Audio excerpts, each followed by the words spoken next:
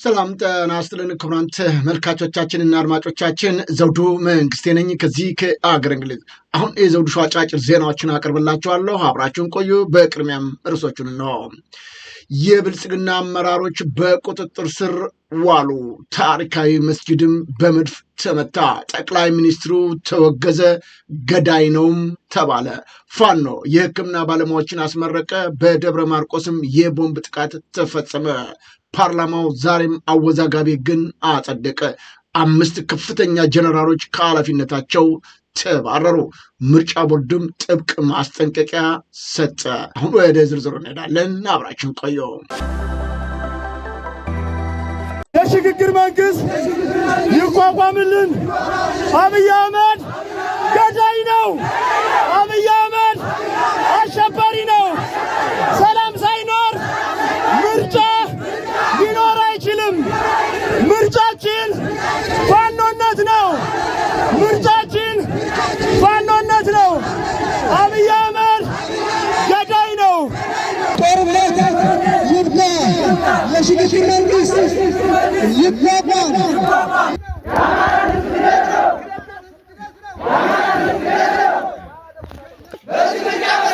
በዚህ ምርጫ መሳተፍ ኢትዮጵያዊነትን መካድ ነው። ኢትዮጵያዊነትን መካድ ነው። ሰላምና ጦርነት ብርሃንና ጨለማ ናቸው። ብርሃንና ጨለማ ናቸው። አብይ አህመድ በቃን። በምርጫ ሰበብ እንዳገኘን አናነግስም። ኮሎኔል አብይ በቃን። ኮሎኔል አብይ በቃን። ኮሎኔል አብይ ይወገድ። የሽግግር መንግስት ይቋቋም። የሽግግር መንግስት ይቋቋም። ለመላው የአማራ ግዛት አብይ አህመድን አውግዞታል። ጦርነት ይብቃ፣ የሽግግር መንግስት ይቋቋም፣ አብይ አህመድ ገዳይ ነው ብለውታል። በተለይም በማህበረሰቡ አደባባይ በመውጣት ነው የአገዛዙን የሐሰት ምርጫ በመቃወም ገዢውን መንግስት በማውገዝ በይፋ ያሳወቀው። የአማራ ህዝብ በአማራነቱ ብቻ በድሮን እየገደላችሁ በሐሰተኛ ምርጫ ለቀጣይ 5 ዓመት ባርነትን አንቀበልም በማለት ነው በተለያዩ የአማራ ግዛቶች ተቃውሟቸውን ያስደመጡት። ከዚህ በኋላ ማንም እየመጣ የአማራን ህዝብ የሚቀልድበት ነገር የለም ብለዋል። የምናደርጋቸውን ተጋድሎች አጠናክሮ እየቀጠለ የሚገኘው የፋኖን ኃይል መደገፍ ብቻ ነው አማራጫችን እያሉት እኙ በአማራ የተለያዩ አካባቢዎች ተቃውሟቸውን ያሰሙ የህብረተሰብ ክፍሎች ከዚህ በኋላ በቃን፣ ደከመን፣ ሰለቸን፣ ይህን ስርዓት መወገድ አለበትም ሲሉ ገልጸዋል።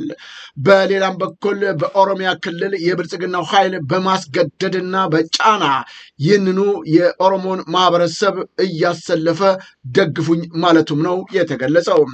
በተለይም ይህንን በተመለከተ ከወራት አስቀድሞ በየቤቱ እየተዘዋወረ አማራ ሊያጠፋችሁ ነው፣ ይህንን መቃወም ያለባችሁ እናንተ ናችሁ፣ ካላደረጋችሁ ትጠፋላችሁ እያለ ማስገደዱን ከስፍራው ያገኘናቸው መረጃዎች ያመላክታሉ።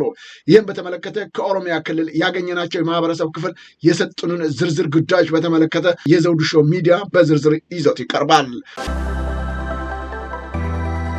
ፋኖ የሕክምና ባለሙያዎችን አሰልጥኖ አስመረቀ። ምኒልክ እዝ ነው 101ኛ ኮር የሕክምና ባለሙያዎችን አሰልጥኖ ማስመረቁ የታወቀው። የአማራ ፋኖ ብሔራዊ ንቅናቄ ምኒልክ እዝ 101ኛ ኮር የህልውና ትግሉን ለድል ማብቃት አኳያ ጉልህ ከፍተኛ ሚና የሚወጡ የሕክምና ባለሙያዎችን አሰልጥኖ አስመርቋል።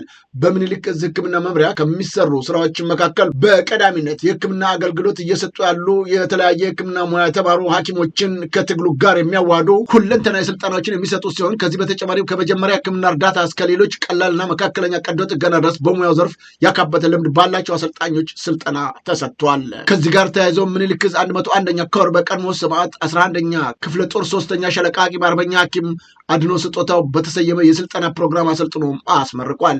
የኮሩ የሕክምና ቡድን ለማንኛውም ግዳጅ ዝግጁ መሆኑን እየገለጸ በቀጣይም የአማራ ሐኪሞች በሁሉም ነገር ከጎናቸው እንዲሆኑ መልእክትም አስተላልፈዋል ሲል ምኒልክ እዝ የህዝብ ግንኙነት መምሪያ መረጃውን ልኮልናል። በጃማ ወረዳ አንድ ታሪካዊ ዕድሜ ጠገብ መስጊድ ያገዛዙ ወታደሮች በተኮሱት መድፍ ተመታ። በመስጊድ ውስጥ ቁርአን እየቀሩ የነበሩ ህጻናት፣ ታዳጊዎች እንዲሁም የመስጊዱ ኢማሞች፣ ሌሎች መሻይካዎች እንዳሉ ነው የመድፍ ጥቃቱ የተፈጸመባቸው። አገዛዙ በምስራቅ አማራ ቀጠና ምዕራብ ወረዳ ላይ ከሳምንታት በፊት ጀምሮ በተከታታይ የዘፈቀደ ከባድ መሳሪያ ድብደባ እየፈጸመ እንደሚገኝ ይታወቃል። የበርካታ ንጹሃን ህይወቶች ሲቀጠፍ፣ በርካቶቹ ደግሞ ለከባድ የአካል ጉዳት ተዳርገዋል። ጥቃቱ ከንጹሃኖች በተጨማሪ ታሪካዊና እድሜ ጠገብ በሆኑት የሃይማኖት ተቋማት፣ ቅርሶች ላይ እንዲሁም መኖሪያ ቤቶች፣ የህዝብ መገልገያ ተቋማት ላይ ያነጣጠረ መሆኑን የአካባቢው ነዋሪዎች ተናግረዋል። የብልጽግና አመራሮች በፋኖ ቁጥጥር ስር ዋሉ።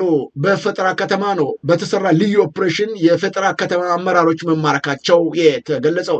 አገዛዙ አለኝ የሚለውን የአየር ወለድ ኮማንዶ በሚሊሻ መንገድ መሪነት ወደ ጎርዳን በፋኖ ላይ ጥቃት ለመፈጸም ቢያስገባውም በአማራ ፋኖ ብሔራዊ ንቅናቄ ሸዋ ጠቅላይ ግዛት አሳምነው እዝ ዘራ ያዕቆብ ኮር ናደው ክፍለ ጦር ነው እርምጃ ወስደውበታል።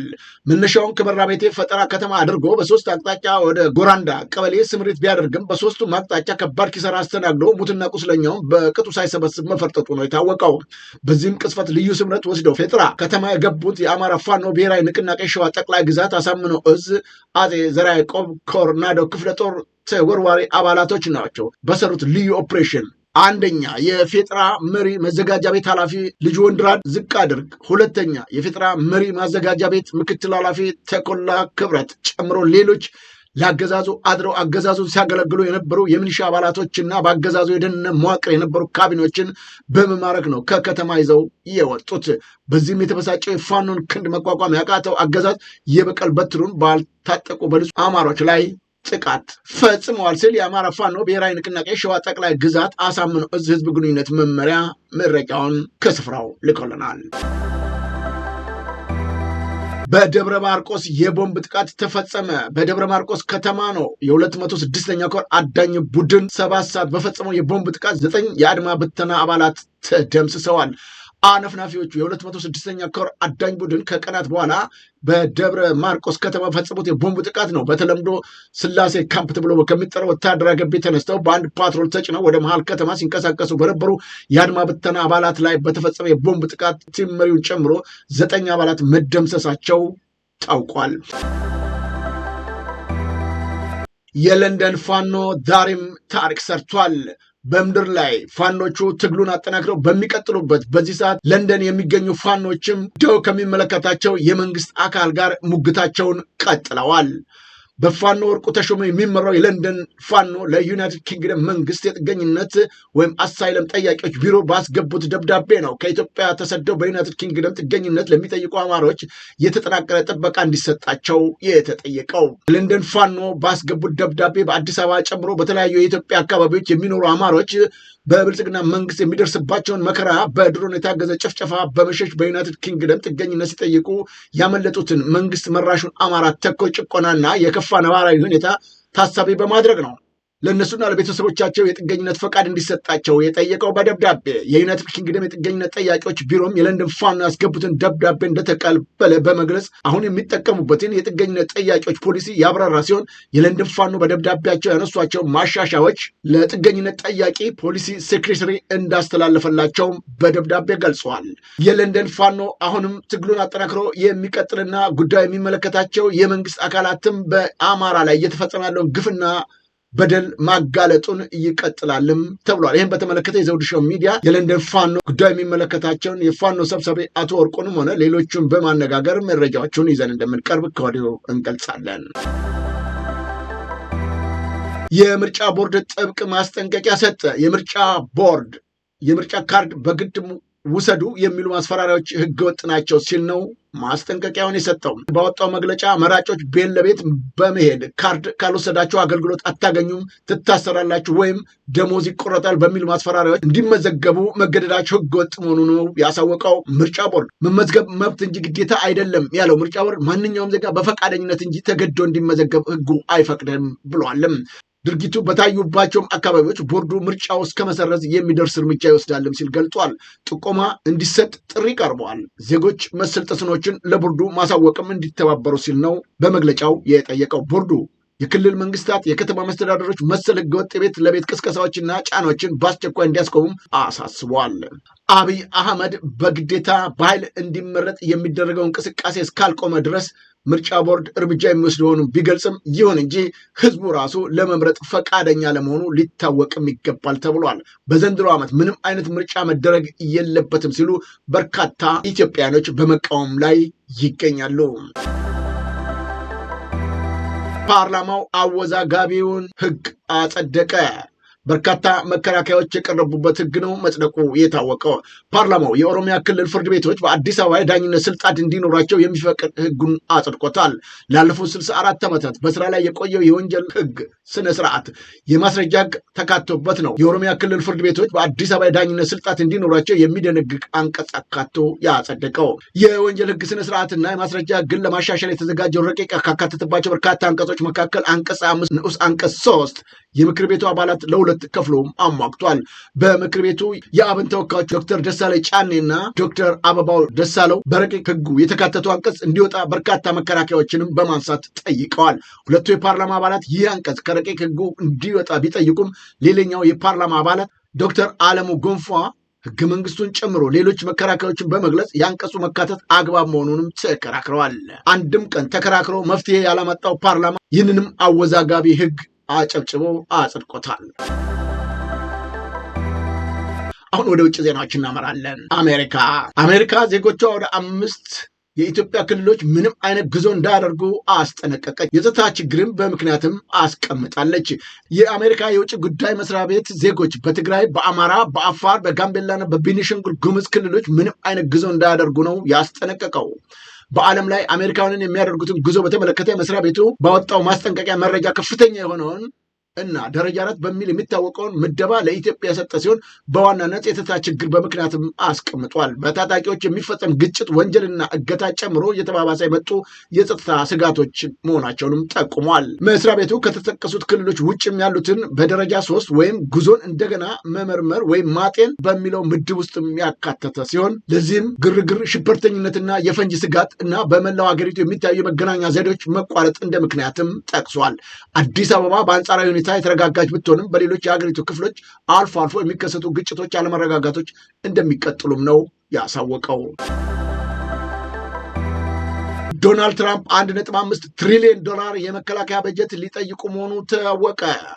የአሜሪካው ፕሬዝዳንት ዶናልድ ትራምፕ ለሚቀጥለው 2027 የፈረንጆች የበጀት ዓመት ነው 1.5 ትሪሊዮን ዶላር ወይም ከ234 ትሪሊዮን 200 ቢሊዮን ብር በላይ የመከላከያ በጀት ኮንግረሱ ሊጠይቁ መሆኑ ታውቋል። የበጀቱ መጠን በአሜሪካ ታሪክ ከፍተኛ የመከላከያ በጀት እንደሆነም ታውቋል። ካለፈው ዓመት ጋር ሲነጻጸር የ50 በመቶ ገደማ ጭማሪ አለውም ነው የተባለው። በዚህ ግዙፍ በጀት ከታቀዱ ፕሮጀክቶች ውስጥ ጎልደን ዶም የተሰኘው አወዛጋቢ የሚሳኤል መከላከያ ሲሆን 185 ቢሊዮን ዶላር ተመድቦለታል። በተጨማሪ በበጀቱ F-35 ተዋጊ ጄቶችን ከሎይድ ማርቲን ግዙፍ የጦር መሳሪያ አምራች ኩባንያ የጦር መርከቦችና ሰርጓጅ መርከቦች ግዢ ጋር ተካቷል። በጀቱ በዋናነት በኢንዶ ፓሲፊክ ቀጠና የቻይና ተጽዕኖ ለመቋቋምና በጦርነቶች ምክንያት ያለቀ የጦር መሳሪያዎችን ክምችት ለመተካት ያለመ ጭምር መሆኑ ታውቋል። ፕሬዝዳንቱ ይህንን ግዙፍ የመከላከያ በጀት የሚጠይቁት ዓለም አደገኛ በሆነችበት በዚህ ወቅት አሜሪካንን የሚመጥንና ጠላቶች የምትላቸውን ኃይሎች ሊያስፈራ የሚችል ጦር ለመገንባት ጭምር እንደሆነም ተናግረዋል። ትራምፕ ይህንን ከፍተኛ በጀት ከውጭ በሚገቡ ምርቶች ላይ በሚጣሉ የትርፍ ገቢዎች ለመሸፈን ማቀዳቸውም ነው የተገለጸው። 7 ሚሊዮን ኢራናውያን አገራቸውን ለመከላከል ዝግጁ ናቸው ሲል የኢራን ፓርላማ አፈጉባኤ መሐመድ ባግራን አስጠነቀቁ። በቴህራን የወጣውን ዘገባ እንደሚያመለክተው ከሆነ ወደ 7 ሚሊዮን የሚደርሱ ኢራናውያን ሀገራቸውን ለመከላከል ዝግጁ መሆናቸውን ገልጠዋል። ይህ መግለጫ ከአሜሪካን ጋር ያለውን ውጥረት እየጨመረ ባለበት ወቅት እንደሆነም ታውቋል። የኢራን ፓርላማ አፈጉባኤ መሐመድ ባደረጉትም ንግግር ኢራናውያን በማንኛውም የውጭ ጥቃት አንድ ሆነው እስከ መጨረሻ እንደሚቆሙም ገልጸዋል። እኛ ይህንን የምናደርገው አሁን ሁሉም ነገር ያለንን በሙሉ ለምንወዳት ሀገራችን እንሰጣለን፣ እንሰዋለን ብለዋልም አፈ ጉባኤው። የአፈ ጉባኤው ንግግርም የኢራን ህዝቦችን ሀገራቸውን ለመከላከል ያላቸውን ጽኑ ፍላጎት እንደሚያመላክትም ታውቋል። ከፍተኛ የአሜሪካን ጀነራሎች በ4 ሰዓት ውስጥ ከኃላፊነታቸው ተባረሩ። የአሜሪካ መከላከያ ሚኒስትር ወይም ፔንታጎን በታሪኩ አይቶ በማያውቀው ሁኔታ ነው ከፍተኛ የጦር አመራሮችን በጅምላ እያባረረ የሚገኘው። የመከላከያ ሚኒስትሩ ፔቴክሲስ ባለፉት 24 ሰዓት ውስጥ ብቻ 5 የሚደርሱ የጦር ኃይሉ ስመጥር ጀነራሎች ያለምንም ቅደም ማስጠንቀቂያ ከኃላፊነታቸው ተነስተዋል። ከነዚህ መካከል የጦር ኃይሉ ጠቅላይ ኤታማዦር ሹም ጀነራል ራንዲ ጆርጅ ዋነኛው ሲሆኑ በአስቸኳይ ጡረታ እንዲወጡ ትዕዛዝ ተላልፎባቸዋል። በዚህ ያልተጠበቀ ወታደራዊ እርምጃ የተመቱት ሌላኛው ከፍተኛ መኮንን የጦር ኃይሉ ምክትል ኢታማጆር ሹም ጀነራል ጄምስ ናቸው። በተጨማሪም የአሜሪካ የመከላከያ ስለላ ኤጀንሲ DIA ኃላፊ ሌተናንት ጀነራል ጄፍሪ ክሩዝ እንዲሁም ጀነራል ዴቪድ ሆረል እና ሜጀር ጀነራል ዊሊያም ግሪን በተመሳሳይ በ4 ሰዓት ውስጥ ከኃላፊነታቸው ተነስተዋል። ሚኒስተር ፒት ይህንን አጥብቆ የሚያሳስብ የጅምላ ስንበት የወሰዱት በጦር ኃይሉ ውስጥ አዲስ የአመራር ለውጥ ለማምጣት በሚል እንደሆነም ተገልጿል። በተለይም በፕሬዚዳንት ትራምፕ አስተዳደር ፖሊሶች ላይ ጥያቄ የሚያነሱ እና ቀደም ሲልም በአሜሪካ ከአፍጋኒስታን በወጣችበት ወቅት ውሳኔዎቹን ያስፈጸሙ መሪዎችን ለማጥራት መሆኑም ታውቋል። ይህ ከፍተኛ ወታደራዊ መሪዎችን መባረር አሜሪካ ከመካከለኛው ምስራቅ ውጥረትና ከኢራን ጋር ካለባት ፍጥጫ አንጻር በፔንታጎን ውስጥ ትልቅ ድንጋጤና ስጋትም ፈጥረዋል። ክቡራን ተመልካቾቻችንና አድማጮቻችን ለአሁኑ ያቀረብኩላቸው የዘውዱ ሾው አጫጭር ዜናዎች እነዚህን ይመስሉ ነበር። በቀጣይ ዝግጅታችን እስከምንገናኝ የዘውዱ ሾው ሚዲያን ሼር፣ ላይክ እና ሰብስክራይብ በማድረግ ወዳጅ ቤተሰቦቻችን እንድትወዱ ከወዲሁ በማክበር እንጋብዛለን። ከዜናዎቹ ጋር አብሬያችሁ የነበርኩትን የዘውዱ መንግስት የነበርኩኝ። ጤና ይስጥልኝ።